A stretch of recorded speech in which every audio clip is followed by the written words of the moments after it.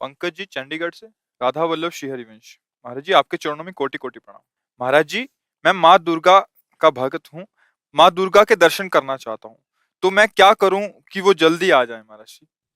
जब बच्चा माँ की गोद में बैठना चाहता है तो सबसे पहला उसका कार्य होता है खिलौने खेलना बंद करता है।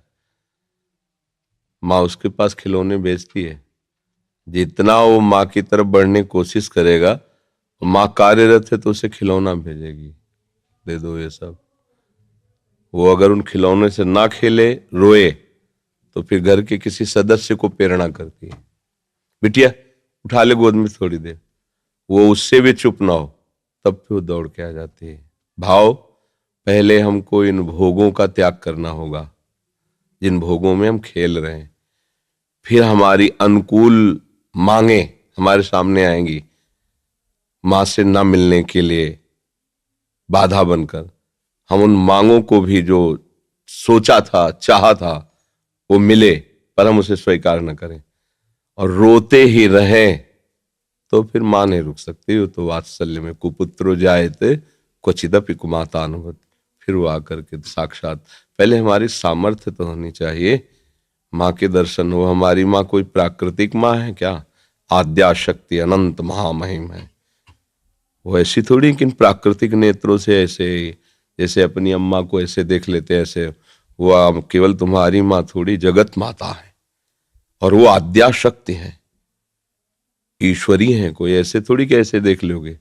पहले भोगों का त्याग करो और उनकी शरण में होकर के अंदर से उनके नाम मंत्र, उनके विज्ञ जो महापुरुष जन है उनसे मंत्र लेकर और उनके भावना से भजन करो। माँ का साक्षात्कार रामकृष्ण परमहंस जी ने जब के सिद्ध हो गए ना, फिर माँ का दर्शन को खिलवाड़ है। फिर कृष्ण और काली में कोई अंतर थोड़ी उन्हें दिखाई दे रहा था, पूरा जगत उन्हें भगवत स्वरूप नजर आया। तो माँ का साक्षात्कार मतलब ब्रह्म साक्षात्कार।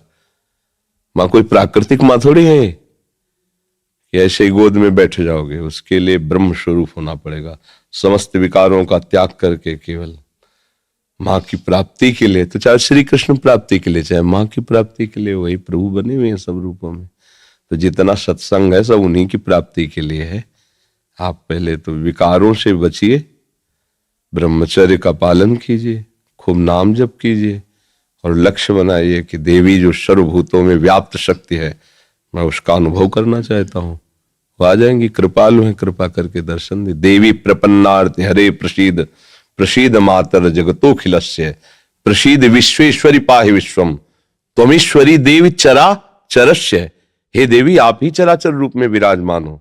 आ गई ना सिद्धांत के सर्वम खलविदम ब्रह्म वासुदेवा सर्वम, आ गया ना। तो एक ही बात है, वो तत्व तो एक ही है, चाहे उसे माँ कहो चाहे पिता कहो, चाहे दोस्त कहो चाहे प्रीतम कहो। वही सखा है, वही प्रीतम है, वही माँ है। तुम जिस भाव से भजोगे आ जाएगा। तुम्हें माता च पिता तुम्हें, तो वही शिव है, वही शक्ति है, कोई दो तो है नहीं।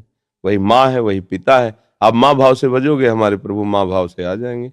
पर उनके आने के लिए जो स्वागत तैयारियां करनी वो हमें करनी होगी। हमारे हृदय में जो अभी कूड़ा करकट वासनाएं हैं ये हटानी पड़ेगी। खूब नाम जप करे और भाव से चले तो तुम्हारी बुद्धि में ही प्रकाशित हो जाएंगे। या देवी सर्वभूतेषु बुद्धि रूपेण संस्थिता नमस्तस्यै नमस्तस्यै नमस्तस्यै नमो नमः। विराजमान हो जाएंगे बुद्धि में। देख मैं आ गई। उनके प्रचंड तेज को कोई सह सके नहीं। जब तक भजन के द्वारा अंतःकरण निर्मल, उनके प्रचंड तेज को सह सकते हो। वो शिव शक्ति है, अम्बा है, आद्या शक्ति है। और एक अंश में सूर्य विद्यमान, आंख मिला के देखो 12 बजे दोपहर के, और अनंत सूर्यों जैसी कांति मां भगवती की है। महाबलशाली, त्रिभुवन में कोई पैदा नहीं हुआ कि अपने रूप स्वरूप में आ जाए, उनसे आंख मिला ले कोई।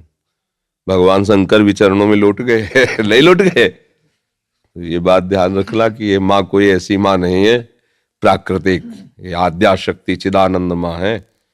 ये ऐसे थोड़ी सी चुनरी और नारियल चढ़ाने से तुम्हारी कामनाओं की तो पूर्ति कर देगी, लेकिन साक्षात्कार होने के लिए फिर